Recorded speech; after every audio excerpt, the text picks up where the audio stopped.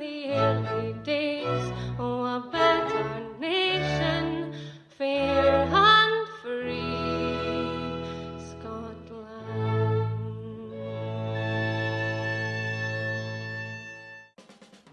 Hello, this is Scottish Independence Podcast episode number 168, and this is another one of those episodes where I go through some of the little bits you might have missed surrounding the Scottish independence debate.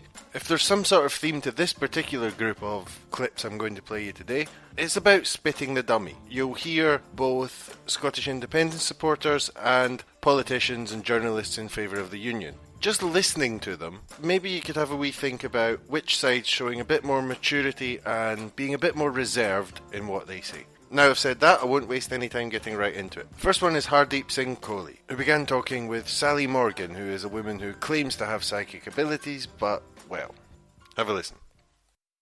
But in 2015, UKIP got just under 5 million votes, for 4.6 million votes, and got no seats in Parliament. The SNP got 2 million votes and got 56 seats. I'm an SNP card-carrying member, will be a member of the Scottish Parliament and a minister in government, hopefully one day. Do you want a referendum? Do you want Scotland back? I just want my country to be restored. You can have it back then. That's what I say. Have it back. Have it back. Let them have it. Let them have Scotland. Why? Well, because I think that they will mess it up. Let them have it back. So you're not saying it from a we wish our neighbours well point of view, it's fuck you sort of? No, it's not. It's like you think they keep going on and on about it. And when I go up there and I go in shops, which I do a lot, I shop a lot, and I get the youngsters saying to me, because they hear I've got an English accent, when I'm up there giving them work, and they say to me, oh, we want our country back. And I turn around and say to them, I want you to have your country back, mate. Have it back and see how well you do. See how well you do. Because we give them, us down here, so much per person. Do you? Yeah. You think so? Yeah. Don't we? Explain to me that we don't then. OK, well, you don't, because in the last 22 years, 21 of the last 22 years, Scots have given more to the Exchequer in London. So what happens if you have it back?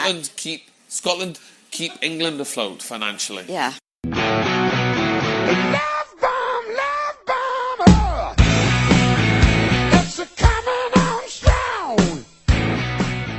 I'm sure you could all just feel the love there. Anyway, on to the next clip. This is a recent speech by Tommy Shepherd from the SNP, and as Tommy usually does, he provides a lot of history and a lot of good context in his speech. You might not agree with everything he says, but there's a lot of excellent content and things to think about. However, I'd just like you, when you're listening to Tommy, listen to the reactions and, for the most part, not all, but the rather stupid, petty and childish interjections from the other side of the house, which are not intended to bring any kind of illumination to the debate, just to heckle in the most childish way imaginable. Have a listen. Thank you, Madam Deputy Speaker.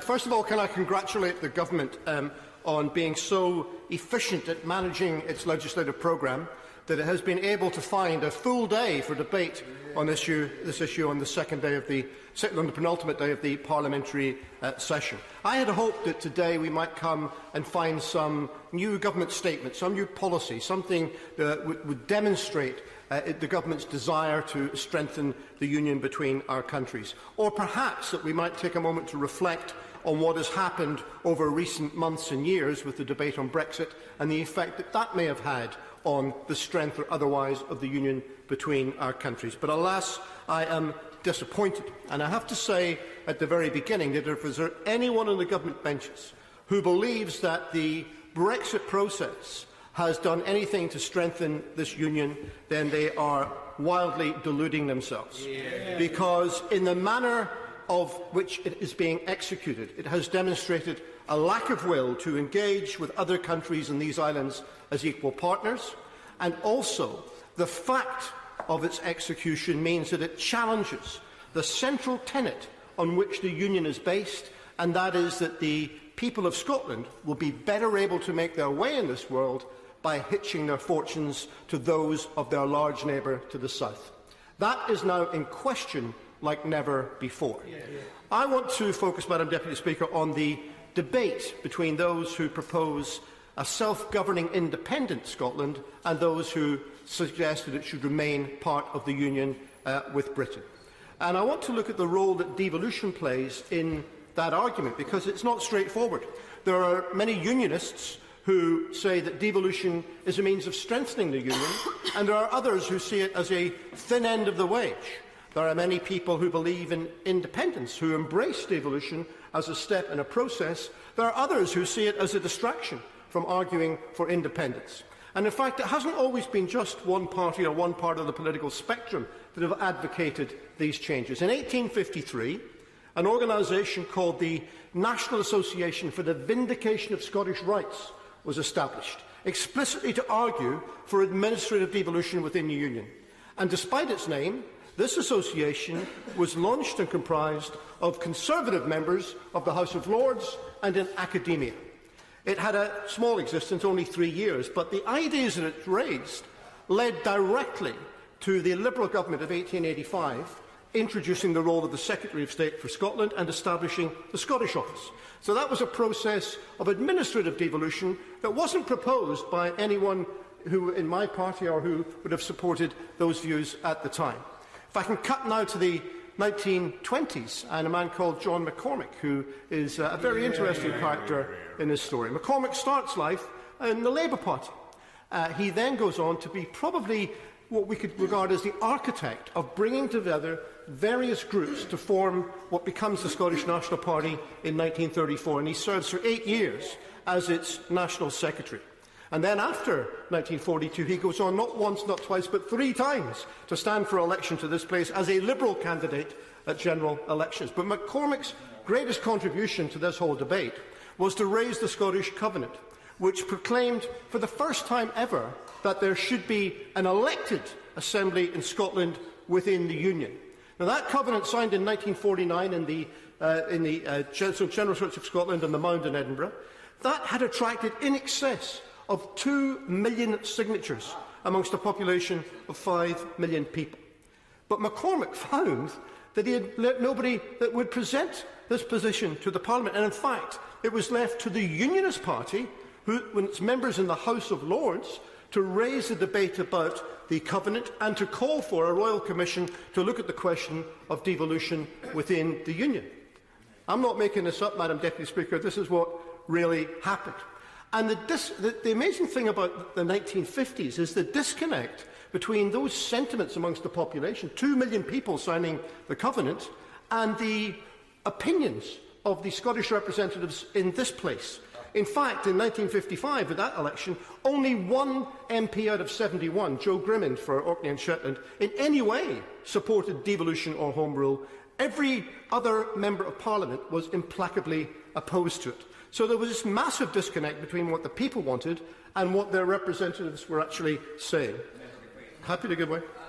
Member for giving way on the comment about a massive disconnect between what the people want and what their representatives are speaking about. Because he'll know in Scotland we had a democratic referendum in 2014 when the vast majority of people rejected their separatist agenda, yet the SNP in Holyrood and here continue to speak about what we were told would be a once-in-a-generation event. Well, if the honourable gentleman had bared with me, I'm coming to that. I was in 1955 just there, but let me jump now to the 1960s, because in the 1960s things change, and 2 things come together. The honourable gentleman might want to listen and learn. The first is that this country, Great Britain, begins a process of rapid decolonisation. It is a new world. And suddenly, rather than the idea, the notion of an independent Scotland being something that looks backward romantically to history, it actually becomes something which can embrace what is happening in the contemporary here and now, the emergence of new nation-states throughout the world. But the second thing that happens is that those who argue for Scottish independence understand and focus on the need to achieve electoral change at the ballot box. And the thing that kicks off a period of half a century of change is Winnie Ewan's election in November 1967. Now, then we have a process of half a century of dissent being manifest electorally at the ballot box, and the state responding to that at every step of the way. In response to 1967, the Kilbrandon Report gets established. It takes forever to come up with its proposals, but it does in 1973 and suggests elected assemblies for Wales and for Scotland. Then we have the election in 1974 of 11 SNP MPs, which terrifies the then incoming Labour government and brings forward... I'm happy to give way to the honourable gentleman, but I may be getting to his point in a minute. But please go ahead. Well, he's a fine speaker in this chamber, but I'm not quite so sure he can read my mind, but maybe he can. Those 11 SNP MPs elected in 1974 voted with the Conservatives in 1979 to bring in 18 years of Conservative government that decimated Scotland. Will he get onto that point? I was coming exactly to that point as it happens. Because we then have the Labour government, the Wilson-Callaghan government, introducing, and it takes them 4 years for some unknown reason to get to the Scotland Act of 1978, and we then have the referendum of 1979 in which people in Scotland vote to set up a Scottish Parliament. But that is frustrated because of an amendment to the legislation from a Labour Member of Parliament which requires 40% of the total electorate to vote in favour, otherwise the question will not be put. The Labour administration, in the midst of economic chaos in the spring of 1979, had the opportunity to go ahead and legislate with the will of the Scottish people expressed at the ballot box, but it declined to do so. And that was why, given that it was on its last legs, the SNP MPs decided to withhold confidence from that. You know, in retrospect, I tell you, I would have done exactly the same thing. They did not vote to usher in 18 years of... Well, I fear I need to crack on. So, thank you very much. So we have this, as the honourable gentleman has said, in 1979 we then get the introduction of the Thatcher government.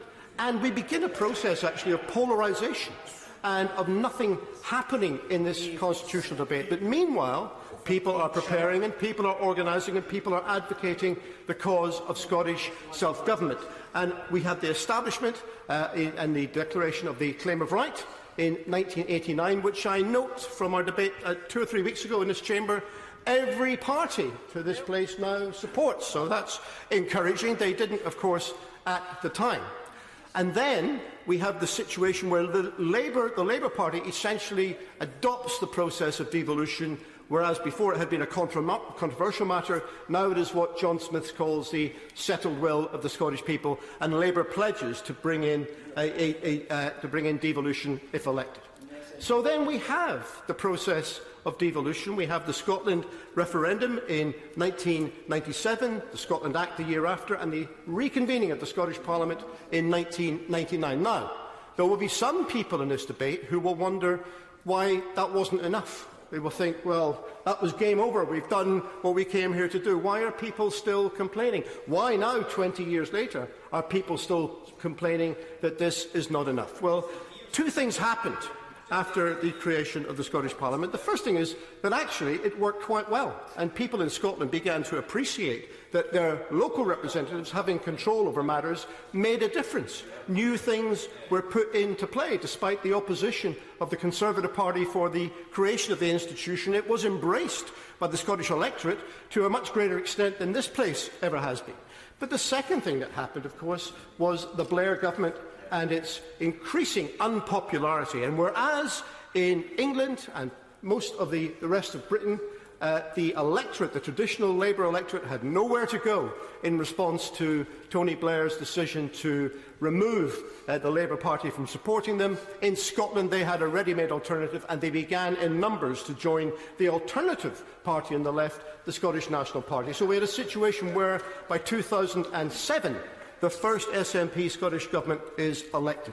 What is the response to that? We have the Calman Commission and the promise of further powers. We go on in 2011 to see a majority SNP government and it having the opportunity to put before the electorate its central promise, that of giving people the opportunity to decide on their own future. I will talk about the referendum a little bit, but I don't want to go in detail. But I want to simply say that the result of the referendum was the Smith Commission. and the promise of further powers. So all the way along over the last 50 years, we have seen additional powers